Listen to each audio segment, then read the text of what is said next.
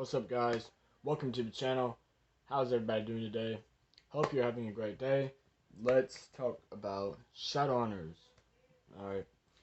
So, if you're not already a part of the channel, go ahead and subscribe. That's Joseph Thompson's World. Push the like button, hit the subscription, and push the notification button to get all of my videos. What's up? I'm really hyped up about this video, I gotta be honest. So, we are talking about City of Glass by Cassandra Clare. This is the third book in the Mortal Instruments series. And hashtag the Shadowhunter Guy. That's who I am. I'm the Shadowhunter Guy. Where we talk about all the books in the Mortal Instruments series and maybe the Infernal Devices coming up soon. So, first of all, let's talk about what has happened. I spent a vast majority, and I was really proud of myself. Not only did I get 300 pages into the book, I got 348 pages. We are almost 350 pages into this book. I'm almost done with this. And next month, I'm going to try to do next month City of Fallen Angels and City of Lost Souls. And hopefully by the end of the year, get this whole series done. So, City of Glass. So, while I've been away, reading and everything, a little bit of a recap. Valentine. So we already know the Battle of Alicante happened, and so basically, what's going on now is the Clay just had a meeting.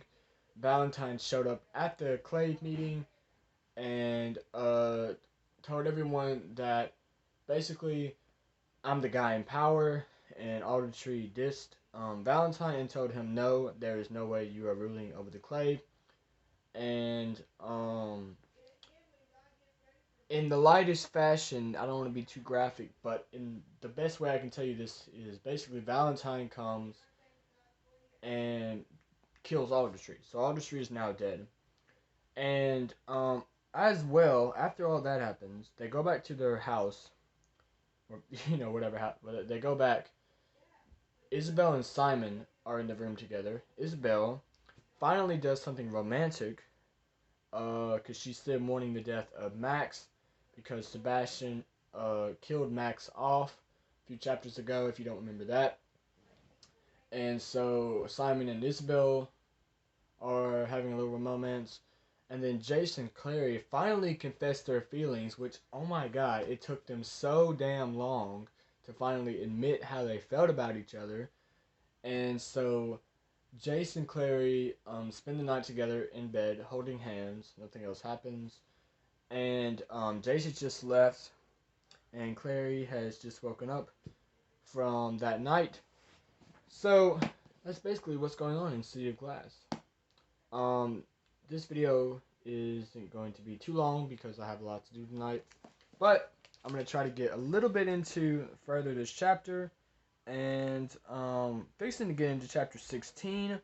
So we're on chapter 15 now, on page 348. Just going to start from the top and see if we cannot get to chapter 16. I have 1, 2, 3 more pages to go. So, let's start. Probably not. Clary could barely even remember the words in the letter now. In any other situation, she would never have showed it to Isabel, but her panic about Jace overrode every other concern. Just read to the end. Isabel turned back to the note. When she was done, she set the paper down on the table. I thought he might do something like this. You see what I mean, Clary said, her words stumbling over together. But he can't have let that long ago, or gotten that far. We have to go after him, and... She broke off, her brain finally processing what Isabel had said and catching up with her mouth. What do you mean, you thought he might do something like this? Just what I said, Isabel pushed the dangling lock of hair behind her eyes. Ever since Sebastian disappeared, everyone's been talking about how to find him. I tore his room at the Pin Hollows apart, looking for anything he could use to track him, but there was nothing. I might have known that if Jace found anything that would allow him to track Sebastian, he'd be off like a shot. She bit her lip. I just would have hoped that he'd have brought Alec with him. Alec won't be happy. So you think Alec will want to go after him then? Clary asked with renewed hope. Clary, Isabel sounded faintly exasperated. How are we supposed to go after him? How are we supposed to have the slightest idea where he's gone? There must be some way.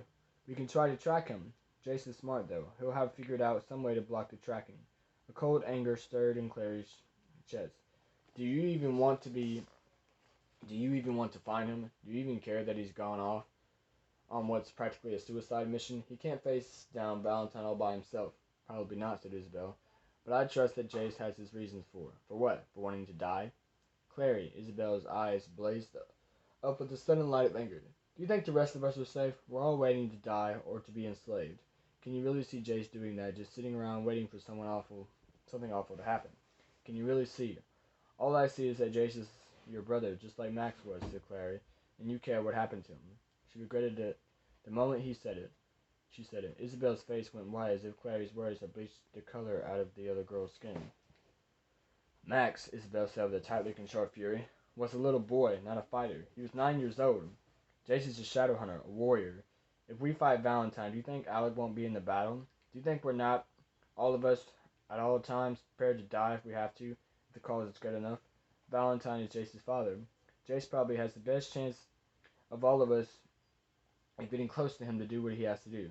Valentine will kill Jace if he has to, Clary said. He won't spare him. I know, but all that matters is if he goes out in glory. Won't you ever miss him?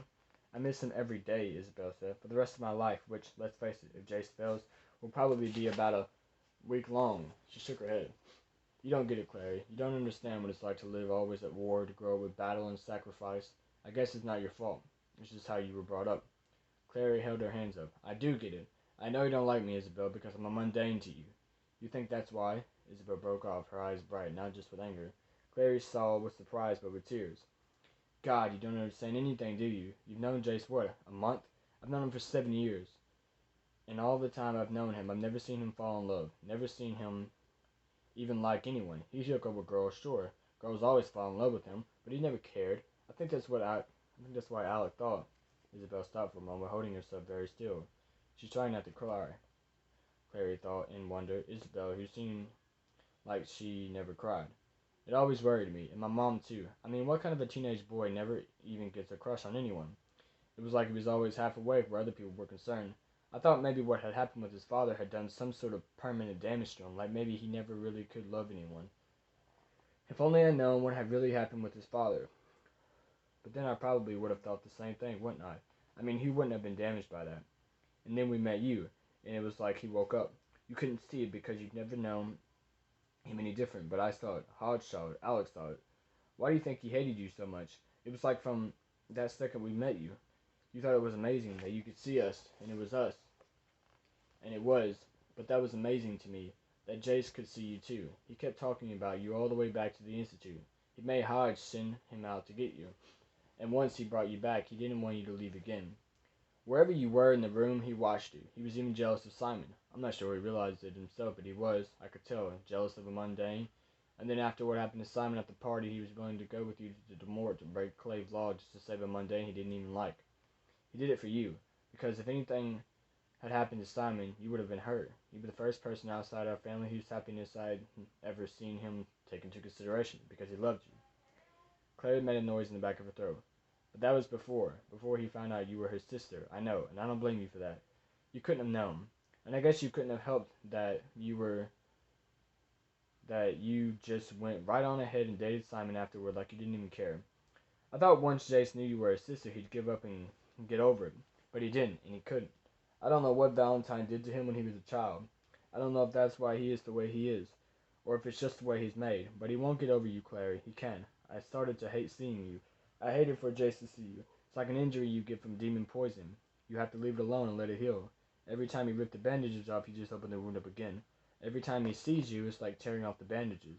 I know, Clary whispered. How do you think it is for me? I don't know.